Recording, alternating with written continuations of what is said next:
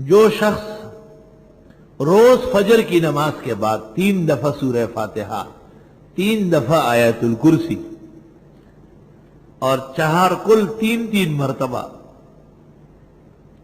اور اخیر میں درود ابراہیمی 3 مرتبہ پڑھے اور دائیں ہاتھ پر دم کر کے سر کی چوٹی سے پورے جسم تک ہاتھ پہنچانے کی کوشش کرے جہاں تک پہنچانا چاہیے، اللہ اس کی نسل و اولاد پر بھی سحر نہیں ہونے دے گا۔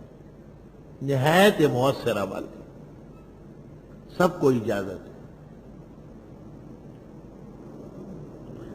آج کل لوگ مرض میں مبتلا ہے، ہر شخص کہے گا اثرات ہے، اثرات ہے۔ وہ آپ جو داڑھی منڈاتے ہیں اس سے برا اثر ہو سکتا ہے، آپ جو نماز نہیں پڑھتے اس سے ناکارہ اثر ہو سکتا ہے، اس کا احساس نہیں ہے۔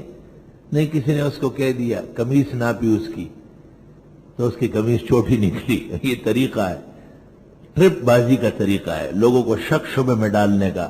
ساحر کا ایک طریقہ یہ بھی ہے کہ لوگوں کا عقیدہ متزلزل ہو جائے، کمزور ہو جائے۔ قوی ایمان والے پر سحر کی کتابوں میں لکھا ہے سحر نہیں ہوتا، ہوتا بھی ہے تو زیادہ نقصان نہیں ہوتا۔